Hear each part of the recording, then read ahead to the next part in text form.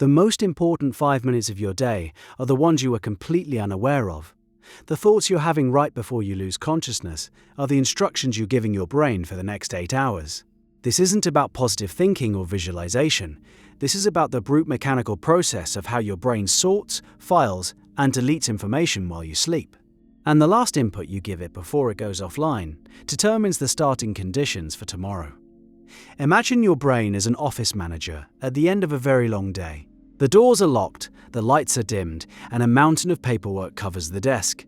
That paperwork is every sight, sound, conversation, and thought you experienced since morning. For the next 8 hours, that manager has to sort every single document. Some get filed away for long-term storage, others get shredded and thrown out. The manager's job is to decide what matters. But how does it decide? It looks at the very last memo you handed it on your way out the door. That final instruction sets the priority for the entire night shift.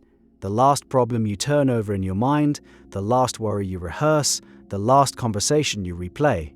That becomes the sorting criteria for everything else. This isn't a metaphor. It's a description of a neurological process called memory consolidation. And it starts in the strange blurry state you drift through every single night, a state known as hypnagogia. Hypnagogia is the borderland between wakefulness and sleep. It's that brief window where you're still partly conscious, but your brain is already beginning to dream.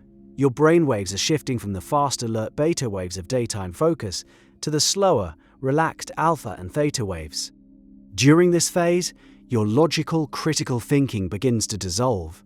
The part of your brain that fact-checks reality goes quiet. This makes you incredibly open to suggestion. It's why you sometimes experience vivid, illogical images or hear phantom sounds as you drift off. Inventors and artists have intuitively exploited this state for centuries. Salvador Dali would hold a heavy key over a metal plate while dozing off in a chair. The moment he fell fully asleep, his hand would relax, the key would drop and clang on the plate, and he'd wake up, capturing the surreal images from that borderline state. He was harvesting ideas from his own subconscious. Thomas Edison did something similar with steel ball bearings. He understood this state was a direct line to a different kind of thinking. What he was accessing was the brain's filing system in real time. But that creative access has a flip side, a consequence most of us experience without ever understanding its origin. What happens when the idea you're holding is a problem you can't solve? Once you slip past hypnagogia and into true sleep, two critical processes begin. The first is memory consolidation. During deep, slow-wave sleep, your hippocampus is wildly active. The hippocampus acts like a temporary memory buffer. It replays the significant events of the day to your neocortex, which is the brain's long-term hard drive. This is where memories are permanently stored. Think of it as transferring files from a USB stick to the main computer. The significance of a memory is determined by two things: emotional charge and recency. The anxiety you felt about an upcoming presentation carries a strong emotional charge. The details of that presentation, replayed in your head 5 minutes before sleep, have recency. Your brain sees this combination and flags it as a top priority for consolidation. It dedicates resources to strengthening the neural connections associated with that worry, effectively making it a more permanent part of your mental architecture. It's practicing the anxiety. It's rehearsing the fear. And then, a second, even more physical process kicks in.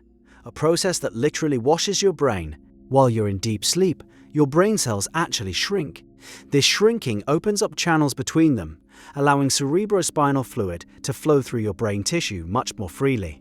This process is managed by what's called the glymphatic system. It's the brain's waste disposal crew. It flushes out metabolic byproducts and neurotoxins that build up during waking hours, including beta-amyloid proteins, the kind associated with Alzheimer's disease. This is a physical cleaning, like running a maintenance cycle on a complex machine. The efficiency of this cleaning process is directly linked to the quality of your deep sleep. But the cleaning crew and the filing clerk work in tandem. The brain seems to prioritize cleaning around the circuits that were most active just before sleep. It's like the janitors paying extra attention to the conference room where the day's most intense meeting took place. So, if your pre-sleep thoughts are dominated by unresolved conflict or stress, your brain dedicates its overnight resources, both for filing memories and for physical cleanup, to those stressful circuits. You are literally telling your brain, this feeling of dread is important. Reinforce it, make it stronger. And while you're at it, clean up around this area first. The consequence of this is something you've almost certainly felt. You wake up, and before you're even fully conscious, the anxiety is already there. It's waiting for you. You didn't consciously decide to be anxious. The feeling arrived before your thoughts did. This happens because the last thought protocol programmed your amygdala, the brain's threat detection center, to be on high alert. Your brain spent the night running threat simulations based on your final waking instructions. It solidified the neural pathways for that specific worry. So when you wake up, that circuit is already primed, it's warmed up and ready to fire. It takes less of a trigger to activate that feeling of unease because your brain just spent 8 hours rehearsing it. You wake up with a solution deficit. You've strengthened the neural pathways for the problem, but you haven't built any for the solution. It's the neurological equivalent of saving a document with the title Big Problem Final, and then being surprised when that's the first file you see when you turn on your computer. You've set your emotional baseline for the day before you even open your eyes. The feeling of being on the back foot from the moment the alarm goes off isn't a personality trait. It's the result of a nightly feedback loop. But a mechanism this powerful also works in the other direction. What happens if you consciously change the last memo you hand to the office manager? This isn't about forcing yourself to feel happy or chanting empty affirmations. The brain is too smart for that. It knows when you're lying to it. The key is to shift from ruminating on a problem to priming for a solution. It's a subtle but profound change in direction. Instead of replaying an argument you had, you can spend those last 5 minutes thinking about what a constructive conversation would sound like tomorrow. Even if you don't have the answer, the goal is to articulate the question. A question is an instruction for your brain to search for answers. A worry is an instruction to search for more evidence of the problem. One primes for creation, the other for defense. A powerful technique comes from the work of neuroscientists studying learning and skill acquisition. They found that mentally rehearsing a physical action, like a piano scale or a tennis swing, activates the same neural circuits as actually performing the action. Your brain doesn't make a strong distinction between a vividly imagined experience and a real one. You can use this. For those 5 minutes, instead of letting your mind drift through the day's anxieties, deliberately choose one specific, positive memory from your past, re-inhabit it, feel the physical sensations. Remember the sounds, the smells, the feeling of accomplishment or connection. You're giving your hippocampus a different file to replay. You're tagging a positive emotional state as significant. Your brain will then spend the night strengthening those circuits instead. Another approach is to focus on gratitude, but with a critical difference. Most people make a vague list. I'm grateful for my family, my health, my job. That's too abstract. The brain files it under cliché. Instead, you need to be specific and sensory. Don't just be grateful for your coffee. Remember the specific feeling of the warm mug in your hands this morning, the specific aroma, the first taste. By making it a concrete sensory memory, you give your brain a rich data file to work with. You're providing a detailed memory for it to consolidate, complete with positive emotional tags. This anchors your brain in a state of resourcefulness. You are reminding your own neural hardware that solutions, comfort, and pleasure are real and accessible parts of your experience.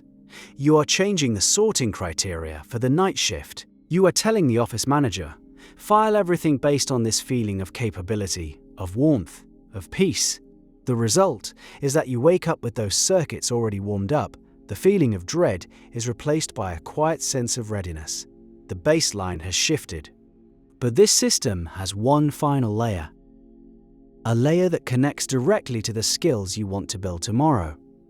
Think about a skill you're trying to learn. A new language, a musical instrument, a complex concept at work. Your brain learns by forming and strengthening synaptic connections. A huge portion of that strengthening happens during sleep.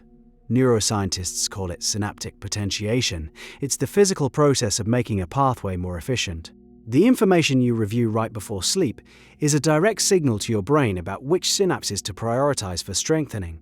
Reading one page of a difficult book, reviewing 5 vocabulary words, or just looking at a complex diagram for 3 minutes right before your head hits the pillow is one of the highest leverage learning activities you can do. You are handing the blueprint to the overnight construction crew. You're not trying to understand it deeply in that moment. You are simply loading it into the buffer. Your brain, during deep sleep, will then integrate that new information with your existing knowledge networks. It does the hard work while you're unconscious. It's why you can sometimes struggle with a problem all evening and then wake up with the solution presented to you, as if it were obvious. Your brain ran the calculations offline. Your job is simply to give it the right problem to solve. The 5 minutes before you fall asleep are the most permeable, suggestible moments of your entire day. You are handing your consciousness over to an automated system. A system that will spend the next 8 hours pruning, strengthening, and cleaning your mind based on the final instructions it received. You can leave it to chance, letting the day's residual anxieties and frustrations become the blueprint for tomorrow's reality. That is the default setting for most of us. It's why cycles of stress and worry can feel so inescapable. They are being rebuilt from the ground up every single night. Or, you can take control of that final input. You can choose the memo. You can choose to hand the night shift a question instead of a complaint, a memory of success instead of a rehearsal of failure, a blueprint for a skill instead of a map of your fears. Your waking mind is the programmer, your sleeping mind is the processor, and the code you write in those last few minutes of consciousness is what the machine will run all night long. The next day you experience is largely the output of that code. The ballot box is open. It's been open this whole time.